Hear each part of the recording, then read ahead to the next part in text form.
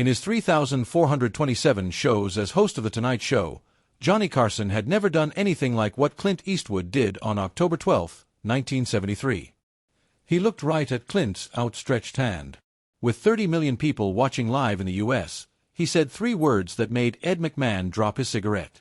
"Not now." There was silence in Studio One at NBC Burbank, where 322 people were sitting. Clint Eastwood, who never moved when cameras were around, stood still with his hand in the air, and his famous squint got even tighter. It stopped in the middle of a note. Doc Severinsen even put down his trumpet and stared in shock. But what Johnny said next into the mic shocked Clint. For the first time, Eastwood's famous scary guy mask crack was shown on national TV. What he told them would change everything they thought they knew about both guys in America. Since a telegram had been sent to Johnny's office 6 hours before. A message sent by a man who is dying in a Veterans Affairs hospital in Cedar Rapids, Iowa. A man named William Morrison, Sergeant. Johnny Carson and Clint Eastwood both knew this person, but they swore they would not talk about him in public for 21 years. A black and white picture was in the message. In 1952, 3 young guys in military clothes stood on a Korean hillside. 2 of them would become the most recognizable names in American show business. One would think that everyone had forgotten about him as he lay in a hospital bed dying alone. One of 2 things Johnny was about to say would either ruin their public pictures for good, or it would show that some promises are kept secret until a dying man sets you free. No one would get to shake hands right away as planned. Because Johnny Carson owed this man more than just a hello. He owed him the truth about a night in Korea when a farm boy from Nebraska saved 2 scared young soldiers and made them swear to do something that would change their lives for the next 20 years. And it all began 24 hours before, when that yellow telegram with 2 words written in red ink at the top arrived. Important personal.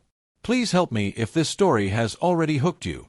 Click the like button now and let me know where you are. In the place where you're seeing this. I promise you that you will want to see how this goes. Let's go. October 11th, 1973, at 2:17 p.m. Johnny Carson was in his office on the 3rd floor of NBC Studios in Burbank, California, by himself. Behind him, there was an Emmy Award on a shelf. On a coat hook, there was a Karnak the Magnificent turban. In the ashtray on his desk, a half-smoked cigarette was burning. His secretary rang the doorbell twice and walked in without asking for permission. Johnny was always on time, and she knew that breaks like this only happened when something was wrong. "This just came by courier, Mr. Carson," she told him quietly as she gave him a Western Union message. "It's marked urgent." Johnny looked at the yellow paper with the Iowa postmark and the red urgent stamp across the top. Before he even opened it, his hands began to shake. It hurt him like hell when he read the first line. "Hey Johnny, this is Dutch Morrison. I'm going to die. Lung cancer in stage 4. Cedar Rapids VA Hospital. Doctors say no more than 2 weeks, and maybe even less." Johnny lost his cigarette, which still had fire on it, and it fell on the desk. He missed it. He read more. "He's going to be on your show tomorrow, October 12th. There is something America needs to know about Korea before you shake his hand. About the promise we made and what really happened on Hill 418. I'm letting you both off the hook for your promise. Tell them the truth. They need to know we were here. Tell them the forgotten soldiers were important." Dutch. John quickly got up. His chair hit the wall and rolled backwards. He was the host of The Tonight Show for 11 years. He worked on being the perfect Midwest guy for 11 years, making people laugh before bed by being cute, funny, and safe. It was never brought up. The people in charge at NBC told Johnny, "Keep it light. America doesn't want heavy." But Dutch Morrison was dying, and by breaking a 21-year promise to be quiet, Dutch was letting him go. Johnny went to his desk and opened the drawer at the bottom. He had kept this small metal box since 1954. He hadn't opened it in years, but he also hadn't thrown it away. As he lifted the lid, his hands were shaking. Not his Purple Heart medal. Sergeant William Morrison owned it. A picture that has faded. In Seoul, South Korea, 3 young men in battle fatigues put their arms around each other's shoulders and forced smiles for the camera. John was 26 years old, Clint was 21 years old, and Dutch was 28 years old. In December 1951, Dog tags with the name Morrison William J. stamped on them were found. Johnny got the dog tags from Dutch in a military hospital in March 1952. Dutch told Johnny one thing. "Please keep these until I ask you to give them back." Dutch never asked for them back. He just served more. It's been 23 years, with 3 tours in Korea and 2 in Vietnam. He quit his job in 1968 and went missing in an Iowan small town. He never got married, tried to get attention, or told his story. Johnny called the operator on the phone in his office. "Get me in touch with Clint Eastwood's agent in Los Angeles. It's Johnny Carson, and you need to talk to him right away." After 20 minutes, Johnny hung up the phone. Clint got the same message that let them off the hook for their promise, and he said the same thing that Johnny was thinking. "It's time. Dutch deserved this." Johnny changed the beginning of tomorrow's show. Before the format change, he told his managers they wouldn't understand it. He also put Dutch's Purple Heart in his jacket pocket for the first time since 1954. Johnny didn't know that Clint Eastwood was doing the same thing in Carmel, California, 347 miles to the south. And neither of them knew that Dutch Morrison's letter had one more secret in it. Something secret that wouldn't be told until the cameras were rolling live. Wednesday, October 12, 1973, 4:30 p.m., NBC Studios, Boise.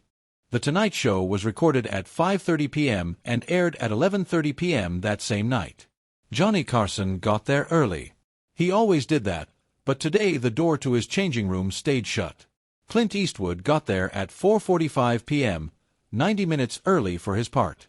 This was strange for a man who was known for being on time and nothing else. The stage manager saw it, the makeup artist saw it, and Ed McMahon saw it for sure. John's changing room door was knocked on by Ed. "John, are you okay in there? You've been stuck inside for an hour." The door opened and Johnny's voice came in. "Ed, I'm fine. Tonight, just trust me. Let's just go with the flow of what's going to happen." Ed made a face. "We've worked together for 11 years, and Johnny has never sounded this good. What's going on? When it happens, you'll know what to do." There was only Clint Eastwood in the green room. He was sitting alone in a leather chair and fidgeting with something. A stagehand walked by and took a quick look at what Clint was holding. A silver compass from the old military, the kind that troops in Korea carried. The stagehand had never seen Clint Eastwood look so worried. The actor's jaw was clenched, and his eyes kept darting to the monitor that showed the stage being empty. Johnny walked by the green room at 5:15 p.m. The door was wide open. Clint looked up. They looked at each other. Just a single nod, no words. A wink that said, "Tonight we, after 21 years, say something." It started at 5:30 p.m. right on. Johnny's speech was fine. There are jokes about the World Series, Watergate, and petrol costs. People in the crowd laughed, but Ed McMahon saw that Johnny kept looking at and touching something in his jacket pocket. Helen Reddy, a singer, was the first speaker. Johnny didn't pay much attention as she sang Delta Dawn. During the commercial break, he leaned over to talk to the director of the show. "No matter what, don't cut to an ad when Clint comes out. It's okay if we hit each other. You keep the cameras going."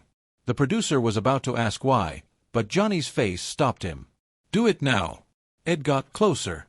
"Johnny, you're making a mess. You don't sweat." Johnny looked at his best friend and co-host. "It's been too long, Ed. I'm sorry it took so long to tell you something about me that I have never told you before." At 6:02, the sound of Ed McMahon could be heard all over the studio at p.m. "Now, let's talk about the man with no name. He's the star of the Dirty Harry movies and one of the world's biggest movie stars. Thanks for having Clint Eastwood here." The crowd gave a huge cheer.